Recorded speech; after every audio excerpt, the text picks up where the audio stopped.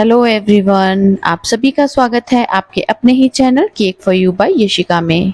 आज मेरे पास ना केक का एक अर्जेंट ऑर्डर आया था और इसमें मुझे ना एक नहीं दो केक बनाकर देने थे और दोनों ही एक एक पाउंड के। तो मैंने तो अभी तक जो केक बनाए थे ना, जो भी मैं सेल करती हूँ वो मैं हाफ के जी 1 kg इस तरीके से सेल करती हूँ। तो मैंने ना अभी तक पाउंड के हिसाब से केक बनाया भी नहीं था।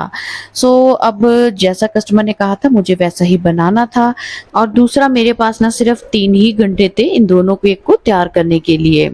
यहाँ पर मैंने क्या किया, जो प्रीमिक्स मैं 150 ग्राम लेती हूँ हाफ के जी केक बनाने के लिए, उसकी जगह पर ना मैंने 130 ग्राम प्रीमिक्स लेकर ये केक को रेडी किया है। एक्चुअली उस दिन दो केक थे बनाने मुझे, एक तो चॉकलेट था और दूसरा पाइनएप्पल था। उन्होंने कहा था चॉकलेट का तो आप अच्छा सा केक बना दीजिए, बढ़िया टेस्ट हो, और पाइनएप्पल केक के लिए ना उन्होंने कहा कि बीच में कुछ भी ऐड मत करना, सिर्फ क्रश के साथ में ही, पाइनएप्पल क्रश के साथ में ही वो केक मुझे बनाना था।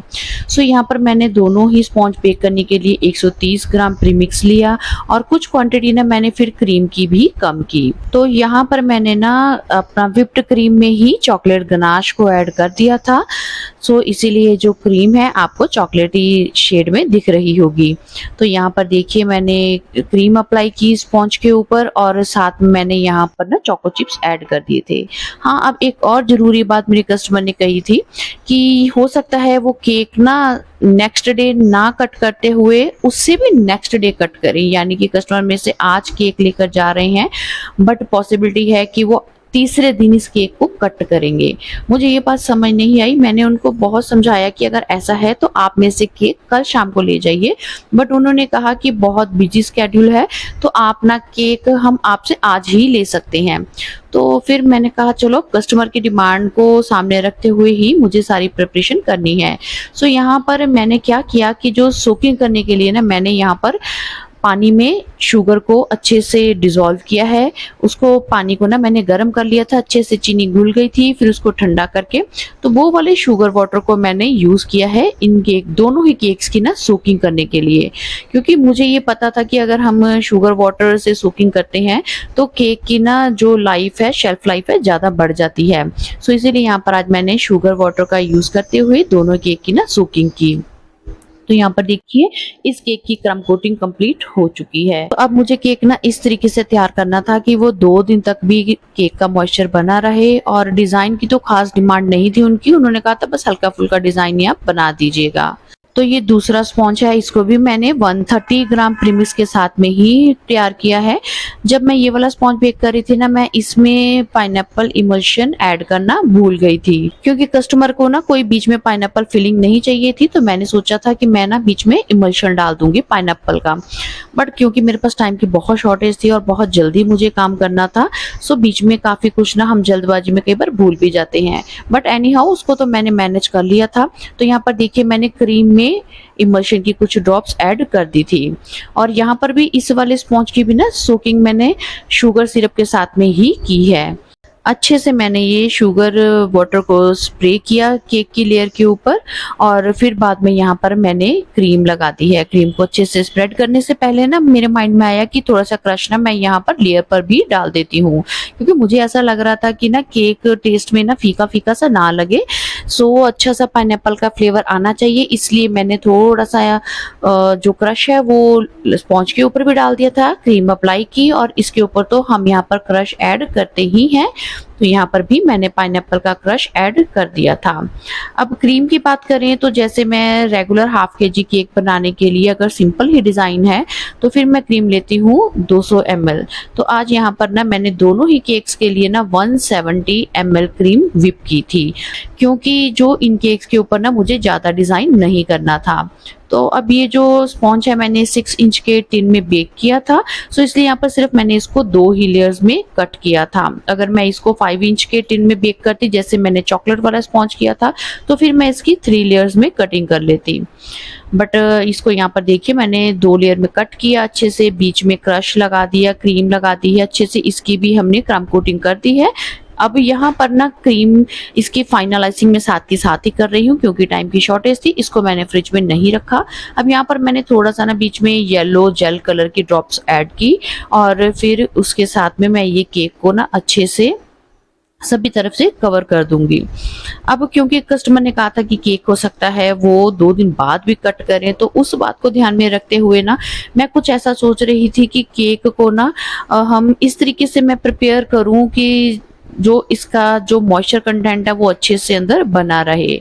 तो इसके लिए मेरे माइंड में एक ही बात आ रही थी कि मैं कुछ ऐसा करती हूँ कि ये जो पाइनएप्पल केक है मैं इसको न्यूट्रल जेल के साथ में अच्छे से कवर कर दूंगी, और जो मेरा चॉकलेट केक है उसको मैं चॉकलेट गनाश के साथ में अच्छे से पूरा का पूरा केक ही कवर कर दूंगी। क्योंकि इस आइडिया के साथ में ना आपका जो केक है, जो क्रीम है, वो उसकी ना स्पॉन्ज से वो मॉइस्चर नहीं लेगी।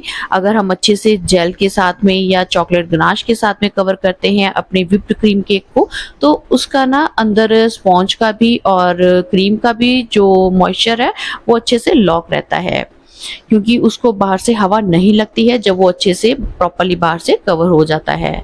तो बस यहाँ पर देखिए मैंने फाइनल आइसिंग कंप्लीट कर दी थी, और साथ में ना ध्यान मेरा टाइम की तरफ भी था कि टाइम की बहुत शॉर्टेज है। अब इसको मैंने केक को रखा फ्रिज में, और जो चॉकलेट वाला केक था वो लिया, और इसको चॉकलेट गनाश के साथ में कवर करने के लिए मैंने जो चॉकलेट गनाश है ना उसकी रेशो 1:1 ही रखी है, यानी 1 पार्ट चॉकलेट एंड 1 पार्ट मैंने क्रीम लिया। तो यहाँ पर अब देखिए ऊपर से मैंने बहुत ही ना कम मात्रा में ही मैंने ये चॉकलेट गनाश ऊपर से पोर की है। अगर मैं चाहती तो एकदम से केक को जल्दी से कवर करने के लिए ना थोड़ी सी एक्स्ट्रा चॉकलेट गनाश डालती, तब भी केक अच्छे से कवर हो जाता। बट क्या होता है ना, फिर नीचे बोर्ड पर और टर्न टेबल बहुत ही ज्यादा ना चॉकलेट गनाश का मैस हो जाता है, और टाइम की शॉर्टेज भी थी, इसलिए मैंने थोड़ा सा ही गनाश ऊपर डाला। जब वो हल्का हल्का नीचे ड्रिप होने लगा तो देखिए मैंने किस तरीके से ये सॉफ्ट वाले स्क्रैपर के साथ में नीचे से गनाश को उठाना शुरू किया, और साइड्स पर ना मैं इस तरीके से रेगुलर वो गनाश ऊपर डालती रही। इसके साथ में ही ना जब तक मुझे लगा कि केक अच्छे से कवर हो गया है, कहीं से भी नीचे से क्रीम विजिबल नहीं है, तब तक मैंने सारा गनाश उठाकर ऊपर डाल दिया था। यानी कि जितना गनाश मैंने ऊपर पोर किया था ना उतने ही गनाश के साथ में मेरा काम हो गया था, क्योंकि मुझे इसके वेट का भी ध्यान रखना था कि मेरा केक ना 1 पाउंड तक ही बने, बहुत ज्यादा ओवरवेट ना हो जाए। तो जब ये अच्छे से सारी गनाश जो है वो केक के ऊपर लग गई थी, तब मैंने हल्का सा यही स्क्रैपर लेकर ना केक के साइड्स पर भी अच्छे से चला दिया था, ताकि जो गनाश है वो अच्छे से केक के ऊपर सेट रहे। ये देखिए बड़े ही हल्के हाथ के साथ में। और इसके बाद में फिर टर्न टेबल को साफ किया और वापस से ना फ्रिज में रख दिया था केक को सेट होने के लिए। अब दूसरी तरफ मुझे न्यूट्रल जेल रेडी करनी थी, उसमें येलो शेड डालकर, और देखिए पहले मैंने थोड़ा सा पानी ले लिया आईडिया से, और बाद में मैंने न्यूट्रल जेल डाली। जब जल्दी होती है ना तब आगे पीछे काम हो जाता है, बट तो जब ये न्यूट्रल जेल और पानी का मिक्सचर जो है ना वो फ्लोइंग कंसिस्टेंसी में आ गया, तब मैंने यहाँ पर येलो जेल कलर की ड्रॉप ऐड की, और इसका कलर मुझे येलो ही चाहिए था क्योंकि अंदर से भी मैंने येलो ही किया था। तो ये देखिए जब फ्लोइंग कंसिस्टेंसी में बन गई तब ये न्यूट्रल जेल मेरी रेडी थी इस केक के ऊपर डालने के लिए। बस एक ही ड्रॉप मैंने कलर के बीच में ऐड की है, और इससे ज़्यादा मुझे ब्राइट कलर नहीं चाहिए था। तो आप देख सकते हैं कि मैंने बहुत ही ना कम क्वांटिटी में यहाँ पर भी न्यूट्रल जेल रेडी की है, सिर्फ इतनी सी ही है, और इसी के साथ में ही मैं केक को अच्छे से कवर करूंगी। पहले मैंने टॉप पार्ट पर अच्छे से इसको स्प्रेड किया जेल को, और जो एक्स्ट्रा थी वो मैंने पैलेट नाइफ से उठाकर ना वापस कटोरी में ही डाल दी, और फिर उसको स्पून के साथ मैंने इस तरीके से मैंने साइड्स पर ड्रिप करना शुरू किया था। यहाँ पर भी मैंने थोड़ी ही क्वांटिटी लेकर ये काम किया। रीजन वही था कि मुझे ना बोर्ड पर या टर्न टेबल पर मैस नहीं चाहिए था। मैं चाहती थी कि बस काम ना जल्दी हो जाए और हमारे जो प्रोडक्ट है उसकी वेस्टेज भी ना हो।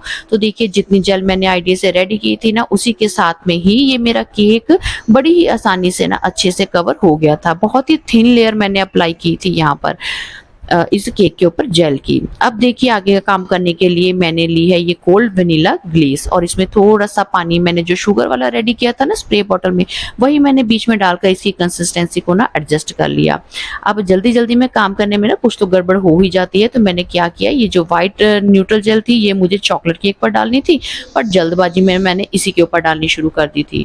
जैसे ही दिमाग में आया तो मैंने ये आइडिया स्किप किया, और वापस से जो चॉकलेट गनाश मेरे पास पड़ा था उसको मैंने यहाँ पर इसी तरीके से ना डालना शुरू किया। अब क्योंकि मैंने ग्लव्स भी पहने हुए थे तो आपको पता है चॉकलेट थोड़ी सी थिक होती है, सो यहाँ पर जो उसकी ड्रिपिंग बनी ना पाइनएप्पल केक के ऊपर वो कुछ मोटी मोटी बनी, इसलिए मैंने वहां से क्या किया, ग्लव को रिमूव किया और फिर ये जो मैंने विदाउट ग्लव ही इसके ऊपर ना यहाँ पर स्प्रेड किया अपने कोल्ड वनीला ग्लेस को। तो इस तरीके से दोनों ही केक के ऊपर ना मैंने बस ये जल्दी जल्दी में शेडिंग वाला इफेक्ट बना दिया था। अब उसके बाद में थोड़ी सी क्रीम और ली और यहाँ पर नोजल नंबर मैंने 8 यूज़ की है, जिसके साथ में ना मैं पहले तो केक का बॉर्डर बना रही हूँ। अब मुझे क्रीम का भी काम ऊपर कम ही रखना था, क्योंकि अगर वो केक 2 दिन बाद भी कट करते हैं तो ऊपर वाली क्रीम ना सूख ना जाए, ड्राई ना हो जाए, तो इसलिए मैंने बहुत ही ना हल्का हल्का सा ही डिज़ाइन केक के ऊपर बनाया था। अब इस केक पर काम करते हुए ना मुझे बस जो बीच में थोड़ा सा चॉकलेट का मैस हो गया था वो देखने में ना बुरा लग रहा था। एनी हाउ चलो, अब इसके बाद में मैंने ना ऊपर भी बॉर्डर बना दिया कि केक ना कुछ खाली सा ना लगे। सो जो पाइपिंग बैग के साथ में मैंने नीचे काम किया था, उसी पाइपिंग बैग और उसी नोजल के साथ में मैंने ना केक के ऊपर भी एक बॉर्डर बना दिया था कि कुछ तो देखने में लगे ना कि केक पर क्रिएटिविटी हुई है, नहीं तो बहुत ही सिंपल सा केक लगता। तो ऊपर भी मैंने इस तरीके से एक बॉर्डर बना दिया था। अब जो बीच में चॉकलेट थी ना थोड़ी सी मेस, वो मुझे खटक रही थी अंदर ही अंदर, तो उसको मैं कुछ ठीक करने की कोशिश कर भी रही थी। तो पहले मैंने सोचा कि जो पार्ट चॉकलेट का बीच में ज़्यादा है ना वहाँ पर मैं छोटे छोटे से ना रोजेट बना देती हूँ। इससे पहले मैंने टूथपिक लेकर उस वाले पार्ट को ना ठीक करने की कोशिश भी की, बट वो ऊपर ना अच्छे से सेट हो चुकी थी चॉकलेट गनाश, तो अब उसका कुछ नहीं हो सकता था। फिर इसके बाद में मुझे यही ठीक लगा कि मैं यहाँ पर ना छोटे छोटे रोजेट बना देती हूँ। सो वही वाली नोजल के साथ में ही, यानी कि नोजल नंबर 8 के साथ में ही जो मैंने बॉर्डर बनाया था ना, उसी नोजल को लेकर, उसी क्रीम को लेकर यहाँ पर ना मैंने सेंटर में रोजेट बना दिए। तो इस तरीके से मैंने ये जो पार्ट मुझे कुछ अच्छा नहीं लग रहा था बीच में, उसको हाइड कर दिया था। तो देखिए, चाहे जल्दबाजी में ही सही, बट केक जब तक मुझे देखने में अच्छा ना लगे तब तक मैंने उसके ऊपर काम किया और फाइनली वो मुझे अब ठीक लग रहा था, पहले से ज़्यादा अच्छा लग रहा था। अब यहाँ पर बीच में मैंने कुछ स्प्रिंकल भी ऐड कर दिए थे। तो अब मैंने सोचा कि मैं दोनों केक का ना एक जैसा ही डिज़ाइन कर देती हूँ, क्योंकि उनकी तरफ से ना कोई डिज़ाइन को लेकर डिमांड तो नहीं थी। उन्होंने कहा था आप हल्का फुल्का सा एक काम कर दीजिएगा। तो अब यहाँ पर ना मैंने जो जैसे मोदक ड्रॉपलेट बनाते हैं ना हम, वो वाली नोजल है, ये क्लोज स्टार नोजल है। तो इसके साथ में भी मैंने यहाँ पर नीचे बॉर्डर बना दिया था, क्योंकि जो नोजल नंबर 8 है वो मेरे पास एक ही थी और वो दूसरे पाइपिंग बैग में थी और टाइम की शॉर्टेज थी, सो इसलिए मैंने यहाँ पर ना दूसरी नोजल ले ली। सो ऐसे ही मैंने एक नीचे बॉर्डर बनाया और ऊपर मैंने छोटी छोटी सी ड्रॉपलेट्स पाइप करते हुए ये ऊपर भी एक बॉर्डर बना दिया था। और बीच में भी मैंने इसी वाली नोजल के साथ में ही ना रोजेट बना दिए थे, जैसे कि हमने पहले वाले केक में बनाए थे। आज अब टाइम की शॉर्टेज के कारण ना मेरे पास इतना टाइम भी नहीं था कि मैं अच्छे से सेटअप लगाकर फिर इनकी फोटोज क्लिक करती, बस मैंने ऐसे ही जल्दबाजी में ना कुछ फोटोज क्लिक कर ली थी। और कस्टमर का जब रिव्यू आया तो मैं हैरान थी। उन्होंने कहा कि उन्होंने ये तीसरे दिन ही केक कट किए थे और केक दोनों ही बहुत ही सॉफ्ट और मॉइस्ट थे। तो केक का वेट देख लीजिए आप, दोनों बोर्ड का 70-80 ग्राम माइनस कर दीजिए आप, तो हमारा लगभग 1-1 पाउंड का जो है ना केक बनकर रेडी हो गया था। तो अब जाते जाते आपसे एक ही बात कहूंगी कि अगर आप मेरे चैनल पर पहली बार आए हैं तो फिर चैनल को लाइक, सब्सक्राइब, शेयर करना मत भूलिएगा। जल्दी ही मिलती हूँ आपसे एक और वीडियो में। Till then bye bye, thanks for watching.